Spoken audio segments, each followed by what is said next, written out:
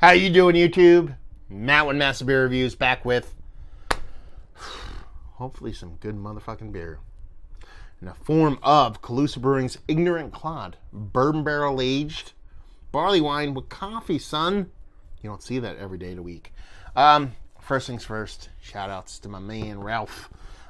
He has bestowed this jammer on me, and I'm really excited because I have only had one Calusa beer up into this date. About 2 weeks ago, I was up. I'm going to unwrap this while I'm talking to you. I was up in the Middletown, New York area, up there interviewing the Equilibrium guys for the podcast that I do, and someone had a Calusa beer and they shared it, and it was pretty good. It was predictable.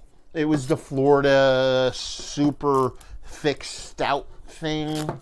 You know, the pastry stout thing kind of going on in a beautiful way. It was done really, really well. So I was like, okay, on the radar. And then lo and behold, you know, old Ralphie boy drops them on me.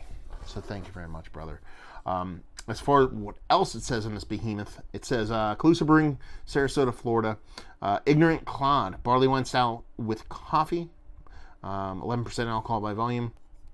This was bottled, 2 weeks ago. 2.5 weeks ago, let's put it that way. And it says, Ignorant Clod is a barrel-aged barley wine style ale with coffee. A full-bodied English barley wine style ale of multi-richness and power. Bourbon barrel aging brings depth of flavor with notes of toasted oak, vanilla, and caramelized sugar. A regal, contemplative sipper for warm hearts and pointed insults. And there you go. I wonder what the story is. Ignorant Clod. I don't know what that means, but I like it. Otherwise, it's aight. You know, barrels and lettering. There you go. Don't hate it. I like the little cutout, though. I like the styling. The artwork's a little bit kind of too graphic for me. I don't know. So, let's see. Barley wine. Barley wine, as they say in Boston. Gotta get that barley wine. Oh, that's clear. Okay. You're talking about coffee, talk about barrel aging, talk about English barley wine, a little bit of murk on you. But this sucker is a bit clear. Dark enough to where you can't see anything through it once it poured, but give it a good little swirl there. Get that dirty glass mafia off there for you. Give you a good look. So yeah, bit of legs on it, nothing too crazy.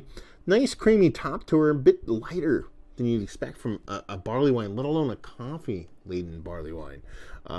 Nice creaminess to her, and yeah, you know, rich brown, not much reddish to it. More like brown in color, so yeah, she kind of looks like a barley wine. Let's see what she smells like.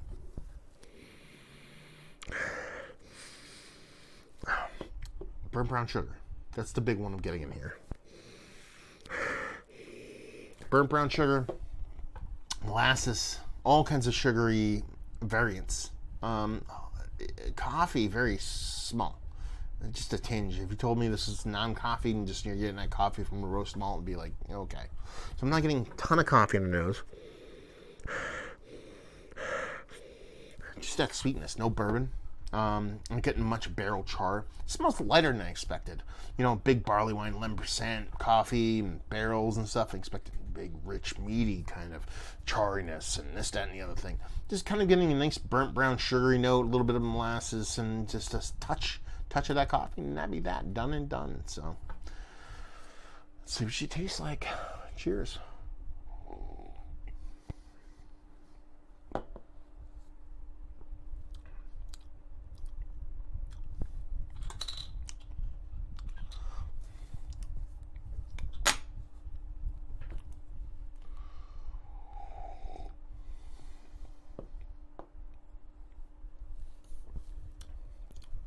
It's tasty. That's tasty. I'm trying to get this flavor. We can't pick it out. Marzipan or something. There's it's almost like a milked coffee, a cold pressed milk coffee barley wine. Like I get this kind of creaminess to it, this lactose vibe to it. That could be a vanilla thing from a barrel or something like that. Not getting much barrel outside of that. A little bit of soft wood, a little bit of extra dryness. It's sweet. It's sweet, but it's a barley wine and bourbon barrels. It's where it should be, so I'm not calling it overly sweet. Let's take a sip. Let's start from the beginning instead of just kind of picking stuff.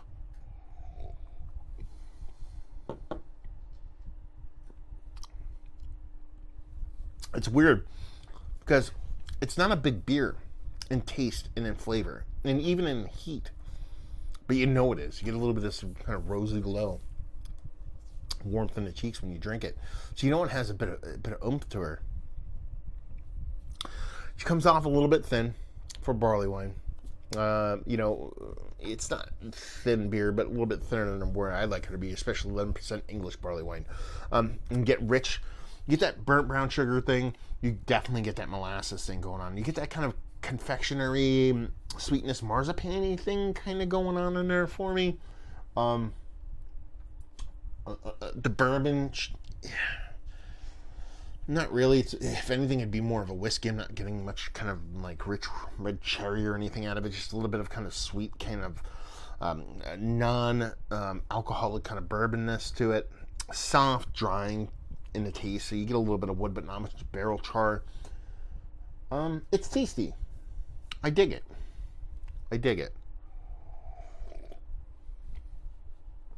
It's just the coffee doesn't really land for me all that much.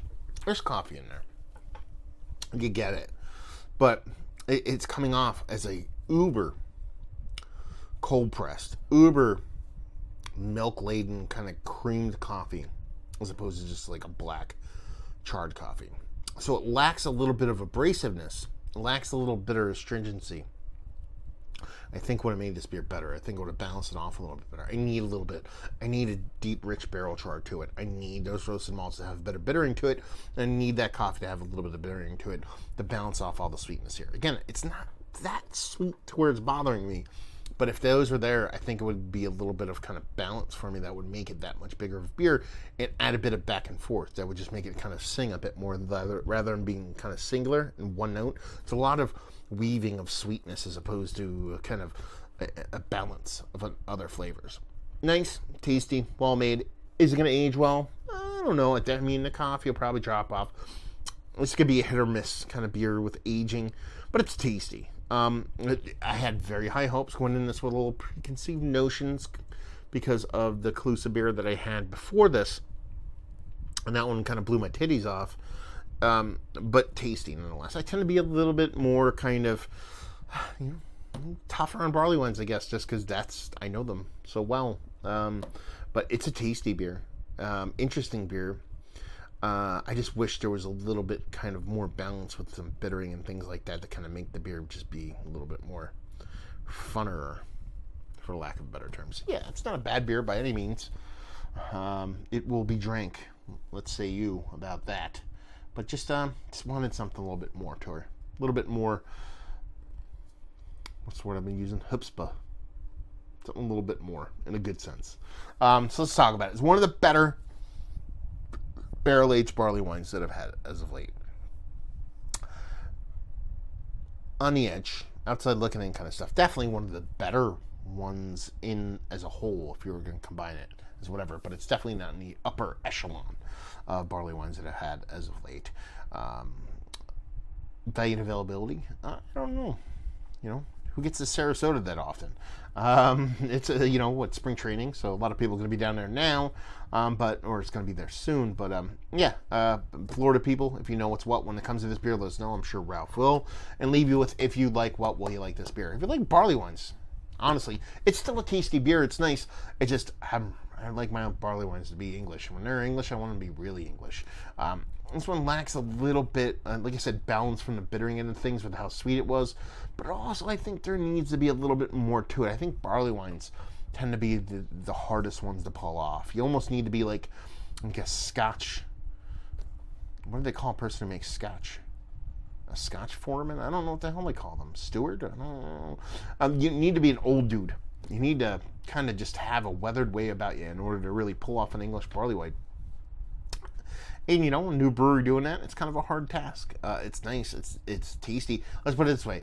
I assume Calusa is a relatively new brewery. If I'm wrong, shoot me. Well, don't shoot me, please. Just yell at me on the internet. If 2-3 years old, This is one of the better barley wines that I've had from a 2 or 3 year old brewery. Let's put it that way. But there's some that really kind of know what they're doing when it comes to barley wine world. So more knowledge you have underneath you, the better you're going to pull these off. So it seems like one of those beers that you kind of have to be around for a while to kind of really kind of yank and pull every bit and piece to get into place. Yeah, who would have thunk it? Barley wines, right? So yeah, I dig it. I like it, but I feel like it needs a little bit of work. But at the same time, if you do dig barley wines, and this is attainable for you, I think it's worth giving a whirl, especially after about 6 months or so. I like to see where this beer travels. If it turns into just a thin, sweet bomb, I can see that, but I can see it kind of maturing a bit and coming into its own. So definitely something to revisit. Give it a couple months. I'm 2 weeks out, give or take a little over 2 weeks out. But being barrel aged, I had no problems cracking it. But yeah, I taste promise. Let's put it that way. So we'll see. We'll revisit. Let's leave it at that and say there you go. Another review in the books. Hopefully you guys enjoyed it. If you didn't, anywhere in between, down there, words and stuff. Facebook, Twitter, Instagram, Untapped, Massive Beers, all 4 of those places if you want to check this dude out somewhere else. And another review down. So hopefully you guys enjoyed the review. Hopefully enjoying a nice little tasty barley wine with coffee and stuff right now. And hope we'll see you next time. Cheers.